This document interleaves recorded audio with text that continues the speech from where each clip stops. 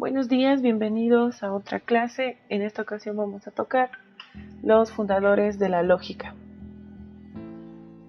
Inicia en Mesopotamia, donde se diseñó variedad de sistemas para aplicar la lógica en situaciones médicas, basándose en los síntomas del paciente para determinar el problema, su desarrollo y su posible recuperación. Eso se encuentra en el manual diagnóstico de un médico de Mesopotamia del siglo XI a.C. Posteriormente, durante el siglo VII y VIII, los astrónomos babilonios empezaron a utilizar lógica interna en sus sistemas de predicción planetaria, que fue muy importante para la época y una gran contribución para la ciencia, la filosofía y la lógica. Si hablamos de lógica y su influencia, tenemos que hablar de Euclides y los elementos básicos de la lógica. Euclides es un autor que establece el método axiomático. En el libro Los Elementos, Euclides organiza las pruebas deductivas que dispone dentro de una estructura sistemática. Acá podemos ver un papiro que muestra un fragmento de los elementos de Euclides. Los axiomas.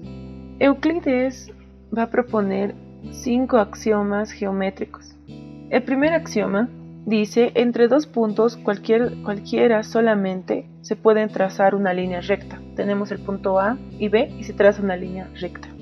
En el segundo axioma, una línea recta se puede prolongar indefinidamente. En el tercero, se puede trazar un círculo con un centro y un radio cualquiera. En el cuarto, todos los ángulos rectos son iguales. Y en el quinto, la suma de las medidas de los ángulos internos de cualquier triángulo es igual a la suma de las medidas de dos ángulos rectos. Estos son los 5 axiomas de Euclides. También propone nociones comunes. Euclides utiliza estas nociones que hacen uso de la lógica para llegar a los teoremas. Entonces estamos siguiendo una línea: axiomas, nociones y teoremas. El primero nos indica: cosas iguales a una misma cosa son iguales entre sí. Si se añaden iguales a iguales, los todos son iguales. O entendido de la siguiente manera: si a dos cosas iguales se suman cosas iguales, se obtienen cosas iguales. Tercero, si se sustraen iguales a iguales, los restos son iguales. Por ejemplo, si resto 3 manzanas menos 2 manzanas, me queda una manzana. Jamás me podría quedar una pera. Las cosas que coinciden una con otra son iguales entre sí. El todo es mayor que la parte. Por ejemplo, un vehículo dispone de variedad de componentes y partes para su funcionamiento. Ese es el todo. Es el vehículo que es mayor que todas sus partes. De hecho, las nociones, los axiomas de Euclides lo encontramos en este libro. Los 6 libros se llaman. Este libro es un tratado de matemática y geometría que compone 13 libros escritos por Euclides cerca del año 300 a.C. en Alejandría. Vamos con la historia de la lógica. Los mesopotámicos y los babilonios van a influenciar mucho a Grecia en cuanto a pensamiento.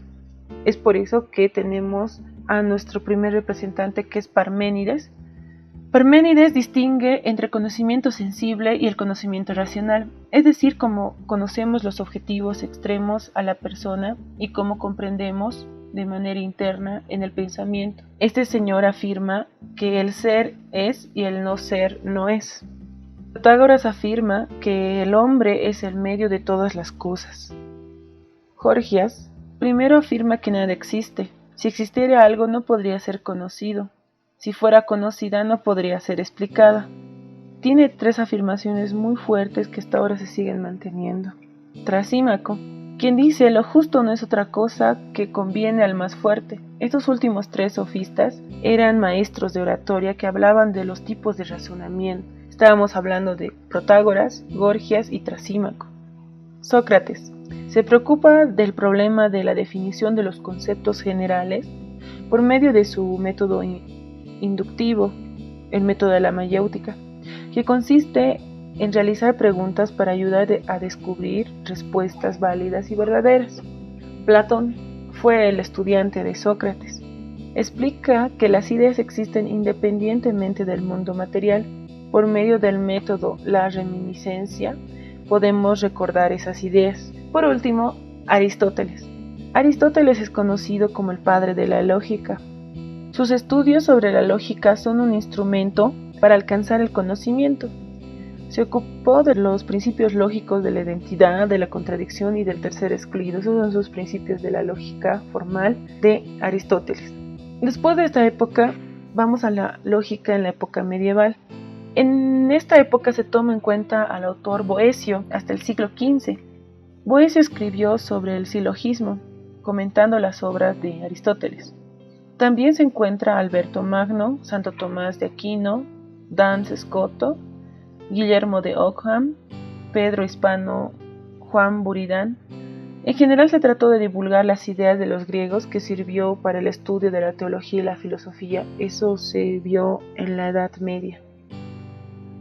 En la época moderna, que se toma desde el Renacimiento, desde el siglo XVI hasta mediados del siglo XIX, la lógica sufre un cambio rotundo, no solamente en la lógica, sino en la historia misma, y comienza un periodo de criterios racionalistas con René Descartes, por ejemplo, empiristas con David Hume, y también se destacan estos filósofos. Francis Bacon, en su obra Nuevo Órgano, reemplaza la lógica de Aristóteles, indicando que no sirve como método para las ciencias naturales, porque el silogismo, teniendo carácter formal, no brinda nuevos conocimientos científicos. Immanuel Kant habla de la lógica trascendental, que se refiere a la gnoseología o teoría del conocimiento, y de la lógica formal, que se refiere a las ciencias del entendimiento. Friedrich Hegel desarrolla una teoría idealista. Parte del principio de que todo lo real es racional y todo lo racional es real. Lo importante para él es la idea del ser. En la lógica de la época contemporánea, y esto estamos tomando a partir del siglo XIX en adelante, tenemos a un representante que es John Stuart Mill, Remke, la lógica gnoseológica, y Husserl, la lógica fenomenológica. Bueno, eso es todo, chicos. Les agradezco por ver el video y no se olviden suscribirse. Chao.